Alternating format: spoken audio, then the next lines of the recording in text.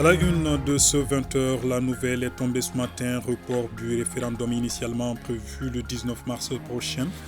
Le gouvernement évoque des raisons techniques, notamment la pleine opérationnalisation de l'EJ et la vulgarisation du projet de constitution. Le ministre d'État, ministre de l'administration territoriale et de la décentralisation, porte-parole du gouvernement, était face à la presse ce matin pour plus d'explications.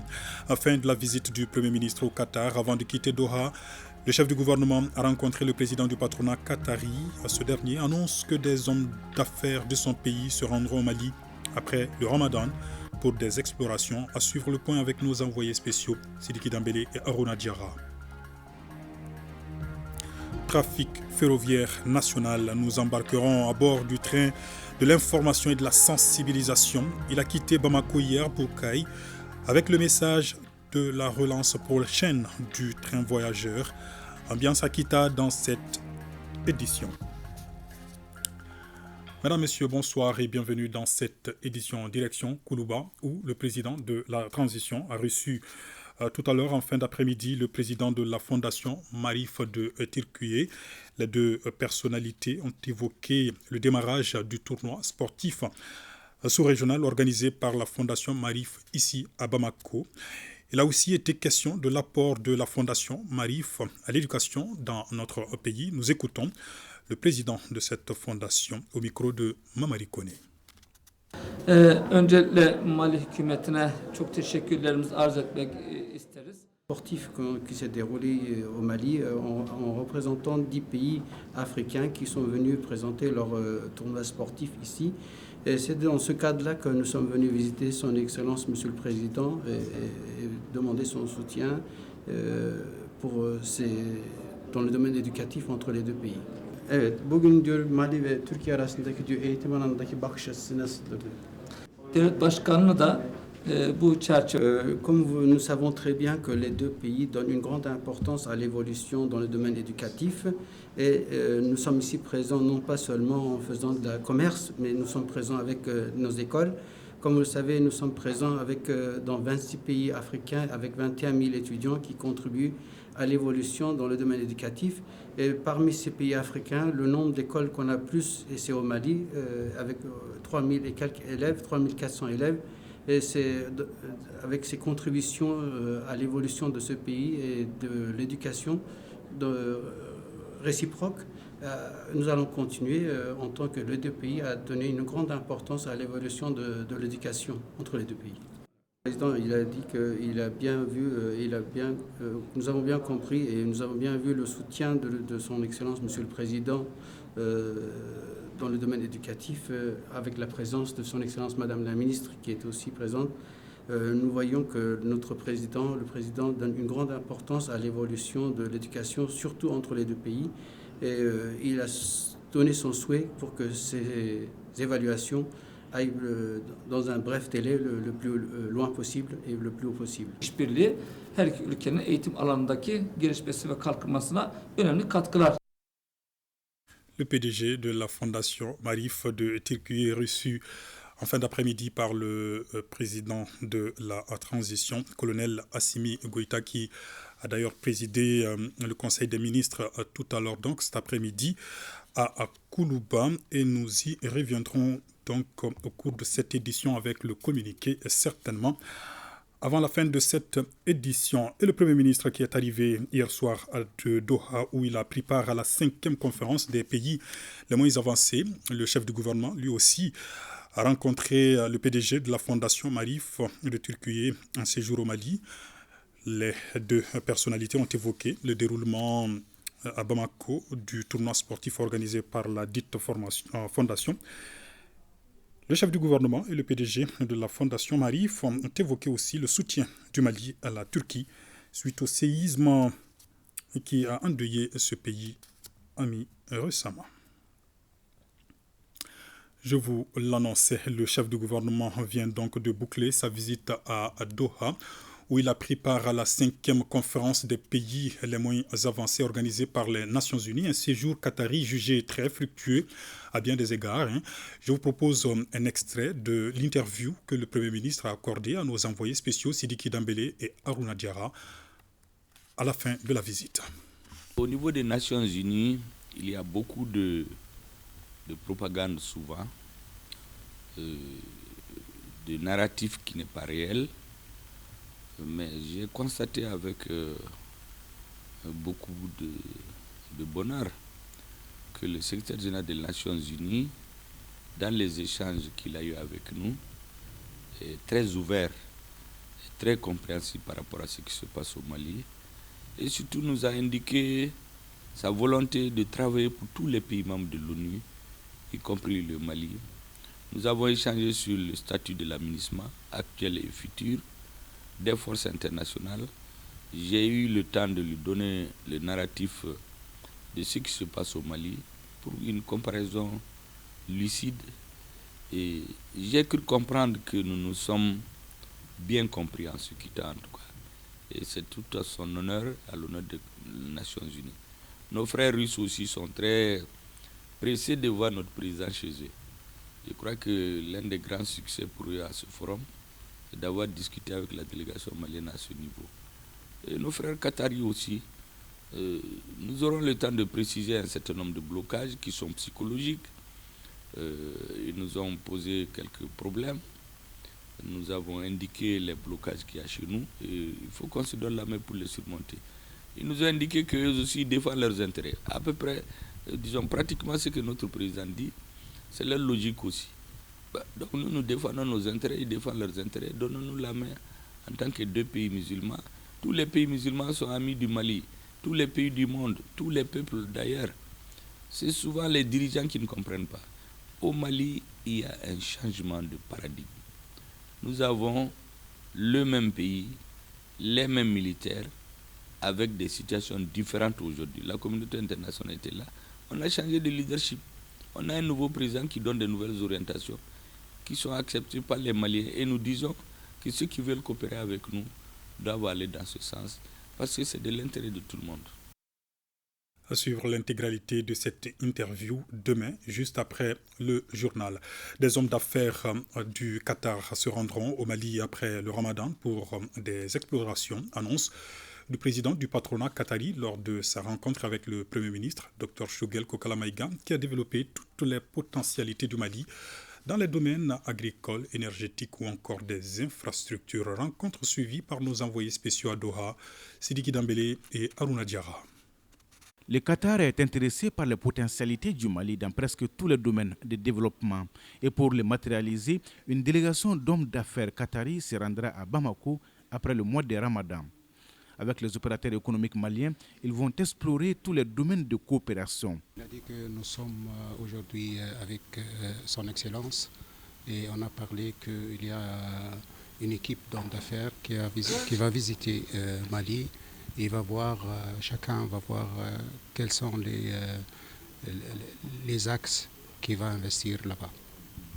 Aujourd'hui, lors de notre rencontre avec son Excellence, on a parlé de toutes ces opportunités au Mali. Lors de notre visite, on va voir quelles sont les opportunités qui vont pousser l'économie malienne, qui vont trouver des emplois pour les Maliens.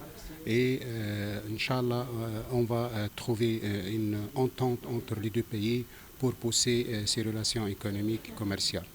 Là-bas, on va valoriser quels sont les domaines qu'on va faire investir. Maintenant, on va préparer une équipe et après Ramadan, Inch'Allah, on va visiter Mali. Une bonne nouvelle donc pour le Premier ministre, Dr Choguel Kokala Maïga.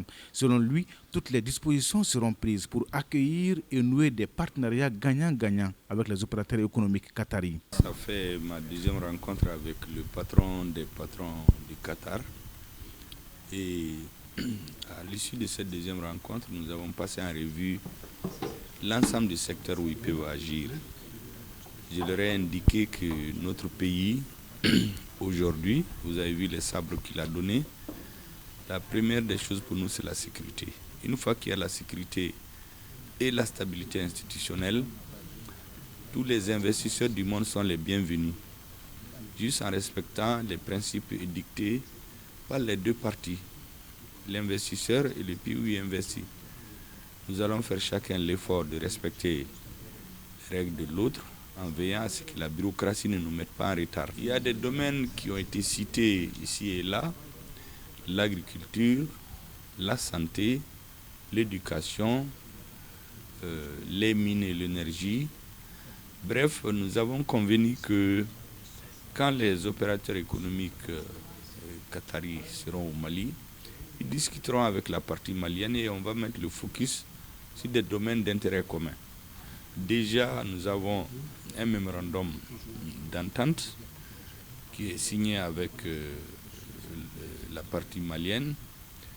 Et nous voulons que nos relations soient effectivement des relations d'ordre stratégique sur le long terme. L'une de nos grandes préoccupations aujourd'hui, c'est la construction de cette université dans l'une des plus grandes villes islamiques du Mali depuis des siècles.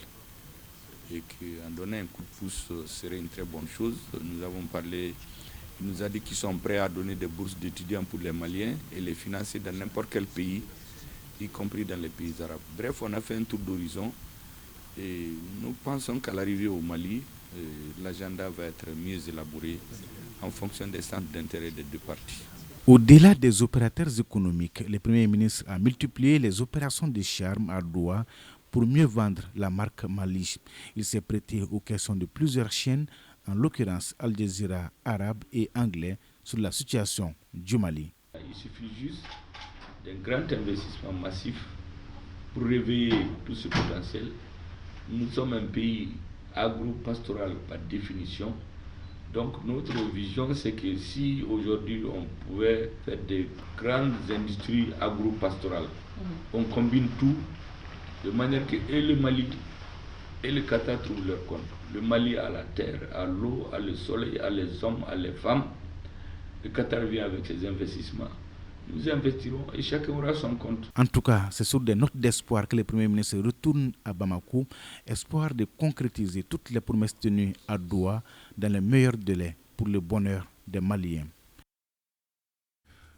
Et ce message du Premier ministre, message de remerciement et de félicitations adressé à son Excellence Cheikh Mohamed bin Abdurrahman Al Thani, un message ainsi libellé. De retour, Monsieur le Premier ministre, de retour à Bamako, je voudrais vous adresser mes très vifs remerciements pour l'accueil chaleureux qui m'a été réservé ainsi qu'à ma délégation. Permettez-moi aussi de vous présenter mes très vives et chaleureuses félicitations à la suite de votre nomination au poste prestigieux de Premier ministre de l'État du Qatar.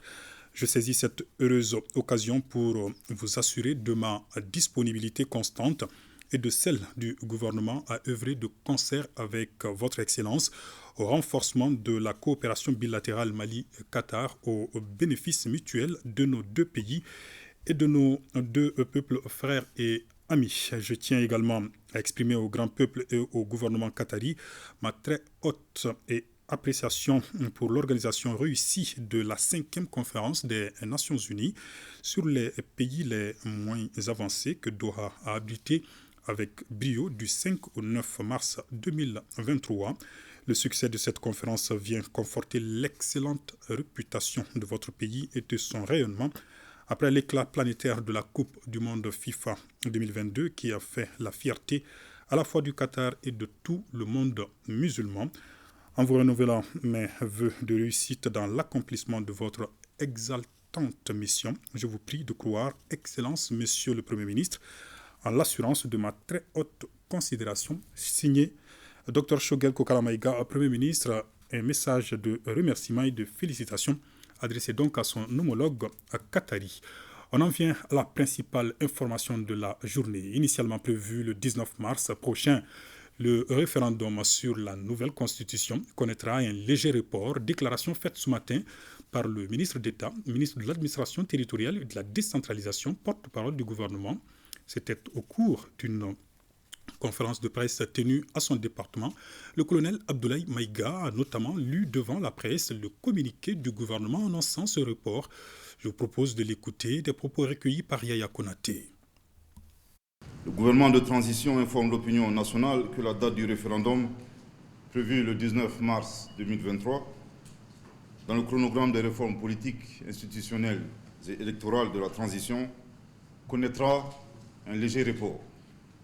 Ce report se justifie par la ferme volonté des autorités de la transition d'appliquer les recommandations des assises nationales de la refondation, notamment la pleine opérationnalisation de l'autorité indépendante de gestion des élections à travers l'installation de ses démembrements dans les 19 régions administratives du Mali et le district de Bamako dans les plus brefs délais, ainsi que la vulgarisation du projet de constitution. La nouvelle date du référendum sera fixée après concertation avec l'autorité indépendante de gestion des élections et l'ensemble des acteurs du processus électoral. Le gouvernement rassure l'opinion nationale et internationale que le retour à l'ordre constitutionnel, après avoir mené les réformes nécessaires, demeure l'une de ses priorités absolues dans le respect de la durée de la transition. Que Dieu bénisse le Mali et préserve les Maliens. Pour l'instant, pas de nouvelle date pour le référendum constitutionnel. Elle sera fixée de commun accord avec l'ensemble des acteurs concernés. C'est du moins ce qu'a affirmé le ministre d'État, ministre de l'administration territoriale et de la décentralisation.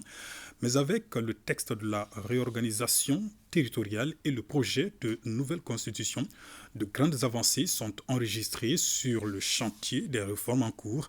Avec la presse, le ministre d'État a notamment évoqué les raisons du report du référendum et ses éventuelles conséquences sur le chronogramme de la transition. Yaya Konaté, Djelima Kandjabate et Abou Kone.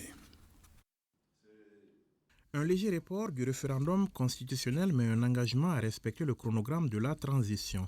Le communiqué numéro 046 du gouvernement officialise ainsi ce qui n'était plus qu'un secret de polichinelle tout en rassurant les sceptiques. Les deux impératifs, l'exécutif entend bien les concilier, conscient cependant que cela nécessitera de sa part des efforts supplémentaires. Le chronogramme est un outil de planification. Mais bien entendu, la date butoir reste la date que nous avons pu en tout cas négocier avec la CEDEAO. Et le chef de l'État tient fermement au respect de cette date. Maintenant, c'est à nous quand on regarde le temps restant, de fournir beaucoup d'efforts afin que tous les objectifs que nous nous sommes fixés soient atteints. Plus que le report lui-même, les échanges au cours de cette conférence de presse sont tournés autour des raisons qui ont prévalu à cela. On retiendra notamment la ferme volonté des autorités de la transition de respecter les recommandations des ANR, notamment dans leur dimension réorganisation du territoire, opérationnalisation de l'autorité indépendante de gestion des élections, mais aussi la nécessité d'une vulgarisation du projet de nouvelle constitution. Si les deux textes évoqués ici constituent des avancées majeures dans le cadre des réformes politiques en cours, le gouvernement souhaite une adhésion du plus grand nombre à ces réformes majeures. Nous sommes permanemment obligés de chercher un équilibre entre deux principes qui, sans pour autant s'opposer, peuvent être des fois difficilement conciliables. D'un côté, nous avons la recherche du consensus et de l'inclusivité, qui sont très chers au chef de l'État, et de l'autre côté, nous avons le chronogramme. Vous savez, tout ce dont nous parlons ici sont des projets qui tournent autour de l'être humain. Il ne s'agit pas de construire une maison ou un building. S'il s'agit de construire une maison, on peut dire que le chantier prendra fin dans 6 mois. On prendra toutes les dispositions, en sachant bien qu'il n'y a pas d'interaction. Mais lorsqu'il s'agit de projets humains ou de projets de société, forcément, il y a des va-et-vient, il y a des concessions à faire. Voilà un peu, quelque part, les raisons de ce retard-là. Parlant de la réorganisation territoriale, un chantier en souffrance depuis plus d'une dizaine d'années, le colonel Maïga estime qu'il s'agissait là d'un préalable à la pleine opérationnalisation de l'EJ, sans oublier la nécessité de la mise à jour de la carte administrative du Mali. Il y a plusieurs mécanismes par lesquels un État peut se disloquer. Je pense que nous avons connu un premier traumatisme ici au Mali, avec l'occupation de 55% de notre territoire. Mais le blocage de la réorganisation administrative peut être également un autre facteur de dislocation d'un État. Que l'on soit du côté du gouvernement, que l'on soit du côté des institutions, des autres institutions de la transition, que l'on soit tout simplement un citoyen, disons, c'est lambda, il ne plairait à aucun Malien de dire qu'aujourd'hui que le Mali se singularise négativement en n'ayant pas une carte administrative à jour. Et les conséquences sont terribles, aussi bien sur le plan juridique que sur le plan politique. Mais d'abord sur le plan du symbole. Vous imaginez, vous partez dans une conférence en dehors du Mali, on vous demande de présenter votre carte, mais la seule carte que vous avez, c'est une carte caduque, qui est caduque depuis 11 ans. Et ça, à mon humble avis, c'est plus urgent que les élections. Quant à la carte d'identité biométrique qui servira également de carte d'électeur, outre la sécurisation des documents d'identité et de voyage, il s'agit pour le ministre d'État, ministre de l'administration territoriale et de la décentralisation, de faire des économies substantielles dans le cadre de la réduction du train de vie de l'État. Et le ministre de préciser que la mise à jour en cours des données biométriques ne saurait en aucun cas être un nouvel enrôlement. L'opération qui est en cours actuellement n'est pas de l'enrôlement, mais nous donnons la possibilité d'abord aux 8 millions d'électeurs. C'est un peu ça la stratégie de distribution de cette carte. Nous donnons la possibilité aux 8 millions d'électeurs qui souhaitent mettre à jour leurs données de le faire. Si un citoyen en âge de voter est convaincu que ces données sont à jour, il n'est pas obligé d'aller faire la mise à jour. Systématiquement, après le 31 mars, nous allons procéder à la production massive de la carte nationale d'identité biométrique pour les 8 millions d'électeurs et leur distribution. Voilà un peu la vraie information autour de ce document-là.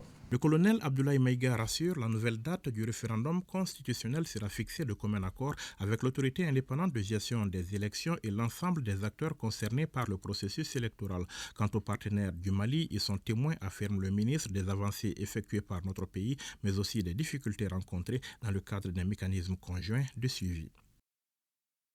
Il est important que nous allions de manière sereine au référendum. Ainsi s'est exprimé également le ministre d'État, ministre de l'administration territoriale et de la décentralisation par rapport au projet de nouvelle constitution. Parlant de laïcité, par exemple, le colonel Maïga a tenu à lancer un appel à ceux qui contestent le projet, notamment la Ligue malienne des imams et érudits pour la solidarité islamique, l'Imama. Je vous propose de l'écouter. Concernant le projet de constitution, je voudrais ici lancer un appel à nos frères de l'Imama que nous avons bien entendu. La raison de la mise en place du comité de finalisation, c'était justement de trouver un consensus sur des points de divergence. Concernant la laïcité, quand vous regardez un peu l'approche retenue dans le projet de constitution, brillamment présenté par le coordinateur de ce comité, le professeur Tessamake, sur le plateau de l'ORTM, nous avons fait un effort de définir ce principe de laïcité en indiquant que la laïcité n'est pas contre les religions. Je pense que quelque part, c'était un peu la préoccupation de certains compatriotes. Aujourd'hui, bon, malgré ces avancées, l'imama n'est toujours pas satisfait. Je voudrais ici préciser, c'est mon point de vue, juste ces deux arguments. Le premier argument, le principe de laïcité a toujours figuré dans toutes les constitutions du Mali depuis l'indépendance. Et quelque part, je crois que c'est ce principe de laïcité qui a permis l'émergence un peu de plusieurs associations et mouvements religieux, dont l'imama. Donc c'est quand même curieux que le principe qui a favorisé votre émergence puisse être combattu par une association. D'autant plus que nous avons fait l'effort de démontrer que la laïcité n'est pas du tout contre une quelconque religion. C'était leur revendication et je crois que quelque part, cette revendication a été prise en compte dans le projet de constitution. Le deuxième point, je ne suis pas du tout un sachant comme le professeur d'université ou d'autres politologues, mais lorsqu'on fait un diagnostic objectif de la crise dans laquelle nous sommes, je ne pense pas que le Mali soit dans une crise sécuritaire à cause de la laïcité. Et quelque part, la situation dans laquelle nous sommes, honnêtement, nous n'avons pas le luxe de nous polariser autour d'un mot. Je pense que nous avons vraiment des urgences. Nous ne sommes pas que leurs préoccupations n'est pas du tout à prendre en compte. Mais je pense qu'il y a des priorités. Donc je voudrais ici vraiment lancer un appel à l'imama pour qu'ils revoient leur position. Il est très important que nous allions au référendum de manière très, très sereine. Le ministre d'État, ministre de l'administration territoriale et de la décentralisation, porte-parole du gouvernement face à la presse ce matin. Si vous avez manqué quelque chose dans cette édition, n'hésitez pas à rester connecté sur nos antennes. L'intégralité de ce point de presse juste après cette édition. Fin de la visite de la commission éducation du Conseil national de transition dans certaines nouvelles régions. Les acteurs de l'école de Dioïla ont reçu avec intérêt la délégation à qui ils ont remis la liste des actions à entreprendre pour améliorer leurs conditions de travail. Salimata Daou et Abdul Salam Bambara sont nos envoyés spéciaux. Attirer l'attention des décideurs sur la nécessité de réunir toutes les conditions pour un enseignement de qualité, c'est le but de cette mission menée par le CNT dans les nouvelles régions. Dioïla est la dernière étape de cette sortie. Les acteurs de l'école ont reçu avec intérêt les membres de la commission en charge de l'éducation. À Dioïla également, l'école a besoin d'accompagnement. Il faut citer l'insuffisance criarde des enseignants au niveau de tous les ordres d'enseignement. Nous avons un problème à ce niveau. Il y a un problème de formation des enseignants, surtout ceux du secondaire, la formation en APC. Et il manque même de véhicules dans certains caps. À cela, il faut aussi ajouter l'électrification des nouveaux bureaux de l'Académie d'enseignement de Dioïla, la non-clôture des écoles et surtout le manque de points d'eau dans les établissements. Les missionnaires sont satisfaits de leur tournée, au cours de laquelle ils ont palpé du doigt les réalités dans les établissements publics et privés. Nous avons visité 4 nouvelles régions pour leur apporter les félicitations et les encouragements du président du CNT pour les résultats engrangés l'année scolaire écoulée. Nous leur avons apporté aussi un soutien symbolique de 43 cartons à chacune des académies, espérant que d'autres Maliens soucieux du devenir de l'école suivront cet exemple-là. Et aujourd'hui, nous repartons comblés parce que nous avons pu apporter le message du CNT dans les différentes écoles. Nous avons vu les difficultés, nous avons recensé les doléances et nous les apporterons à qui de droit. Il faut dire qu'au cours de cette mission, les membres du CNT étaient heureux de constater qu'il n'y a pas que des insuffisances. Dans certaines écoles, des conditions sont réunies pour un apprentissage adéquat. Relance très prochainement du train voyageur, concrétisation d'une promesse présidentielle. Le département en charge des transports s'y attelle. Le ministre Dambélé Madina Sissoko a lancé hier la mission d'information et de sensibilisation sur le trafic ferroviaire au plan national. La délégation a été accueillie à Kita à 14h. Mahamadi Alioubari. C'est aux alentours de 8h45 que le train voyageur a pris le départ à la gare de Bamako. Parmi les 7 wagons sur les rails, la délégation de sensibilisation et d'information est à bord de la locomotive CC 2207. À l'entame du trajet Bamako-Kaï, le ministre Dambélé Madina Sissoko a tenu à rappeler les efforts consentis par les autorités. Le président de la transition, son Excellence le colonel Assimi Goïta, a demandé de tout mettre en œuvre pour que le trafic ferroviaire puisse redémarrer. Donc on a fait un programme de mise en œuvre des activités prioritaires. Aujourd'hui, nous sommes là dans le cadre du lancement d'une mission de sensibilisation. Tout au long du trajet Bamako-Kaï, en passant entre autres par Kati, Kita, Tukoto, Walia et Mahina, plusieurs messages allant du civisme à la citoyenneté. Ce qu'on peut dire à la population riveraine des rails et aux autorités, c'est leur appui et leur accompagnement pour que la relance de l'activité ferroviaire qui est vraiment imminente aujourd'hui puisse se faire dans les meilleures conditions. C'est dans une immense ferveur que les autorités et les populations riveraines de Kita ont accueilli la délégation, une promesse dont plusieurs riverains se sont réjouis, d'où les conseils de l'exécutif régional. Qu'il faudrait, pour qu'on évite d'avoir perdu le train pendant des décennies, que nous repartons sur une base saine et claire, basée sur principalement l'ordre et la discipline. Je remercie également la population riveraine de la voie ferrée de Bamako à Kaï pour leur patience et leur soutien sans faille tout au long de ces périodes d'attente. Du ministre des Transports au gouverneur de Kita, en passant par l'équipe technique de Somafer et les populations à l'accueil, ont salué l'effort du président de la transition et du gouvernement pour la relance du train sur l'axe Bamako-Kaï. La santé rénale pour tous, se préparer à l'inattendu, soutenir les plus vulnérables. Thème de la 18e journée mondiale du rein. Chaque 9 mars, la journée est commémorée par l'amicale des dialysés du Mali et la jeune chambre universitaire Bamako. Le point avec Baraki Sawatara. Aujourd'hui, au moins 13% de la population malienne âgée de 20 à 50 ans sont touchés par une maladie des reins, nous rapportent les statistiques. La dialyse, seul traitement pour l'heure, est un vrai parcours du combattant. C'est pourquoi, chaque année, la JCI universitaire Bamako Étoile, en partenariat avec l'amicale des dialysés du Mali, se retrouve pour faire part de leurs doléances. Il s'agit notamment de la prise en compte de certains soins liés à l'insuffisance rénale par l'AMO ou encore la création des centres de dialyse à travers le pays. De tout mettre en œuvre et de mettre les médicaments des dialysés sur l'AMO. Cela facilitera les soins à tous les malades qui comptent sur vous, sur nous et sur le Mali. Nous sommes convaincus que nous pouvons faire une différence, nous pouvons prévenir au maximum et qu'ensemble, nous pouvons améliorer la vie des personnes touchées par l'insuffisance rénale. Nous demandons au département de mettre un accent particulier sur le recrutement du personnel infirmier. Nous demandons au département de la santé de prévoir 2 centres dans le district de Bamako.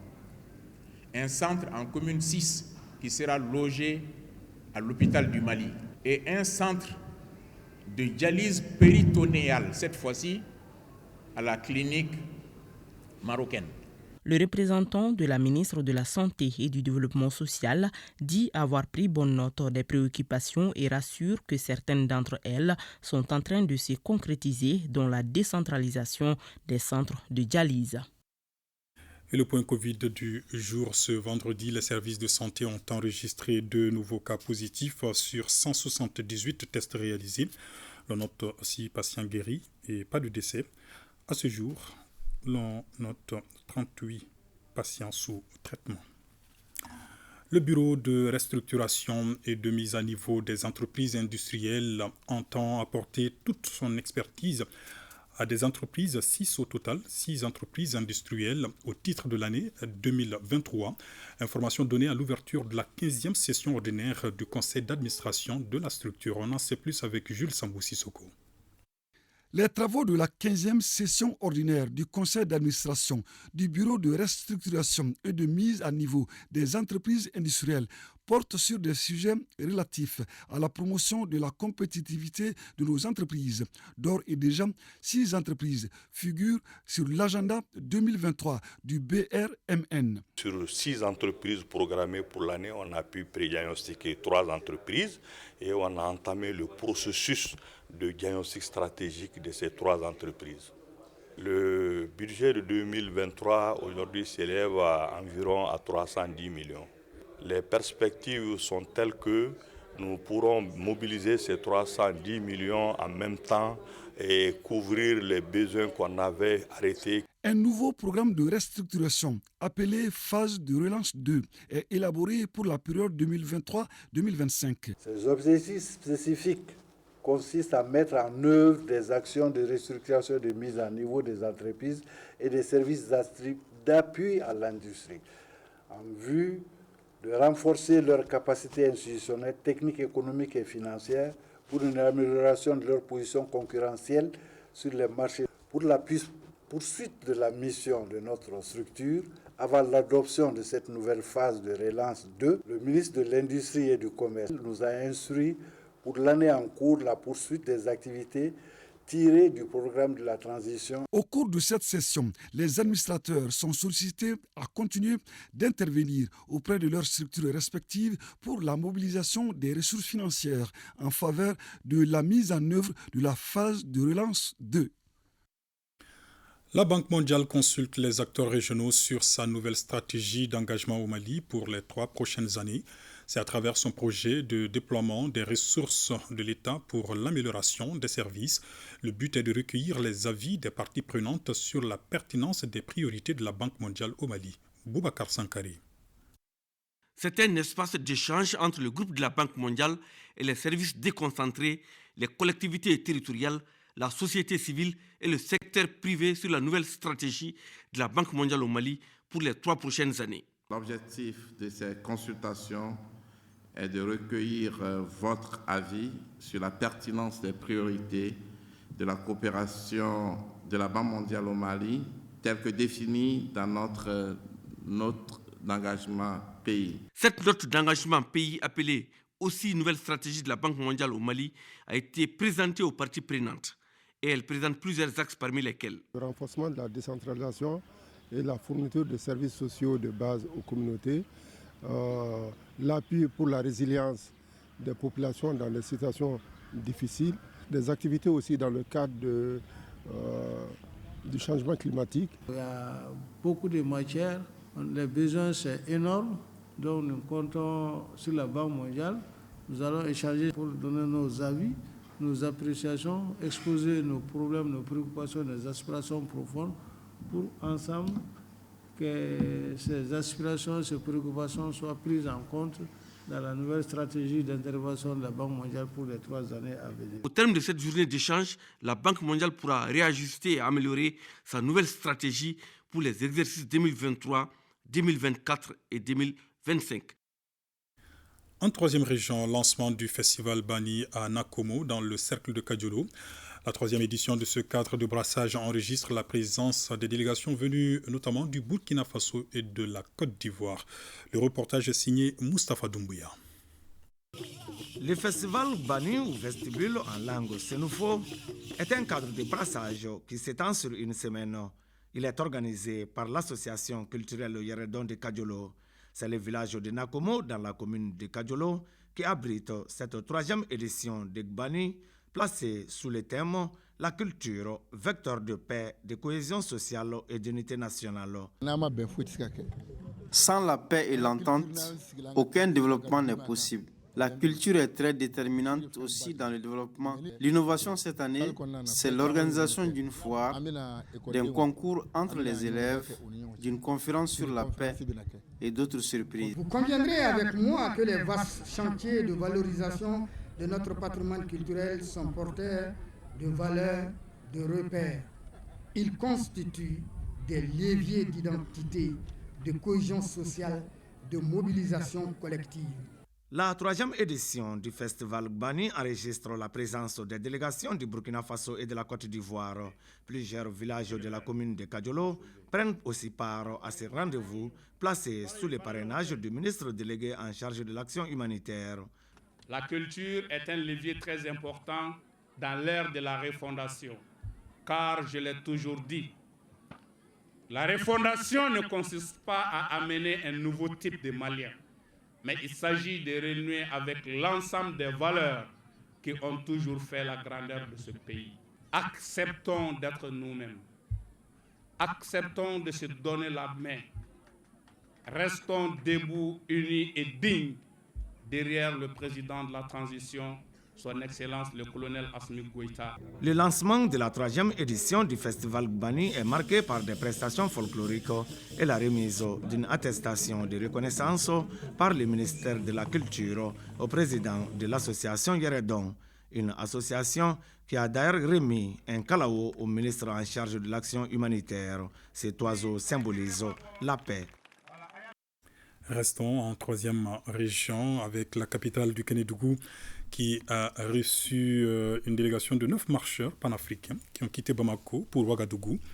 Des panafricanistes qui ont décidé de faire la distance Bamako-Ouagadougou à pied en vue d'inciter les autorités de ces deux pays à promouvoir davantage l'intégration sous-régionale avec un message, la mise en place de la Fédération Mali-Burkina Faso.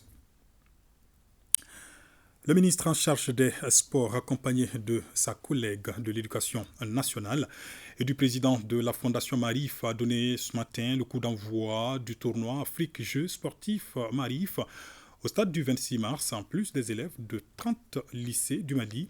Cette première édition met en compétition des élèves de 9 autres pays d'Afrique dans des disciplines comme le football, le basketball et l'athlétisme. Le ministre Moussa Ag Attaher est au micro de Mohamed Nama Keïta. Je tiens au nom du gouvernement du Mali à saluer cette initiative des écoles Marif de Turquie au Mali, d'avoir initié cette rencontre de la jeunesse, parce que pour moi, c'est d'abord une rencontre de la jeunesse à travers les élèves de ces différentes écoles africaines, jusqu'à 10 pays, Donc certes, c'est un défi, mais c'est un défi que vous avez vu vous-même par vos propres yeux, que c'est un défi qui est en train d'être relevé. Le gouvernement, à travers le ministère de la Jeunesse et des Sports, a décidé d'accompagner entièrement cette rencontre, ce tournoi africain des écoles Marif. C'est la raison pour laquelle nous avons mis à leur disposition le stade du 26 mars. Nous avons mis à leur disposition nos équipes techniques pour que ces défis soient relevés. Parce que c'est un honneur fait pour le Mali.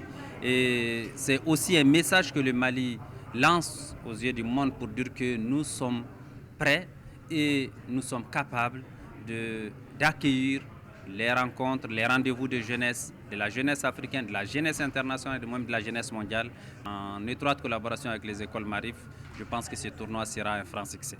À l'endroit d'abord des jeunes compétiteurs du Mali, je les invite à prendre soin de leurs camarades venus des autres pays, de les réserver un accueil chaleureux. Et je les engage également à compétir dans le fair play.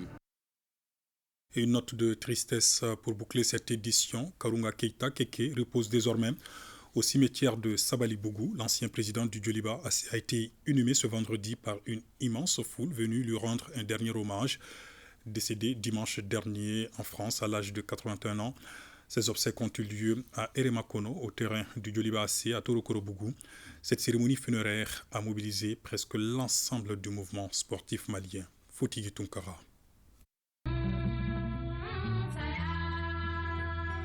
Marche funèbre des anciens joueurs du Djoliba AC avec le cercueil en main, Karunga Keita Keke a fait son dernier tour de terrain ce vendredi dans une ambiance toute particulière à Eremakono, le complexe qui porte son nom.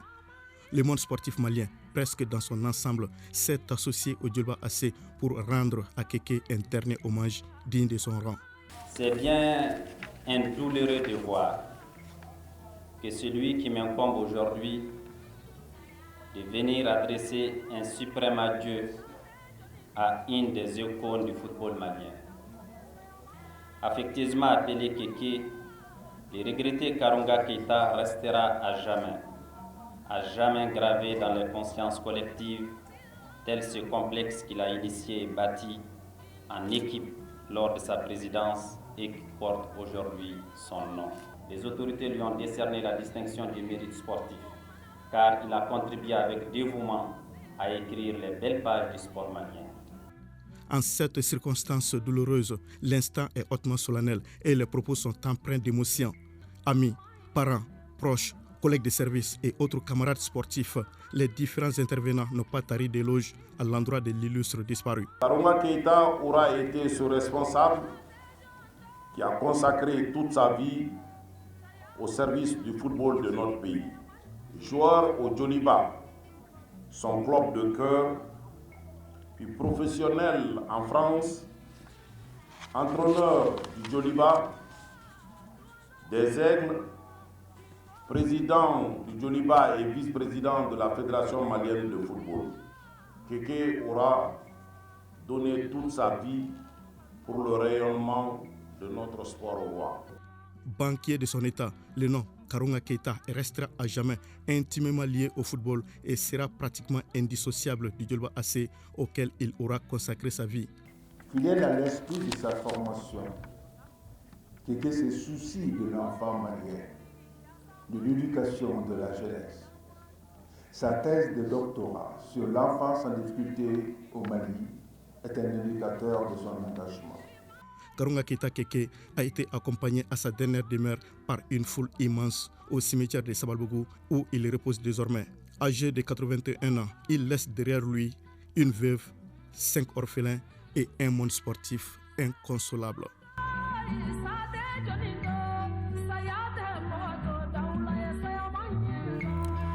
Dors en paix, légende à Keke. Je vous l'annonçais en début de journal. Le Conseil des ministres s'est réuni cet après-midi en session ordinaire à Koulouba sous la présidence du colonel Assimi Goïta, président de la transition, à suivre le contenu du communiqué dans un flash spécial dans nos programmes. Ainsi va l'actualité ce soir. Merci de l'avoir suivi. Bonsoir.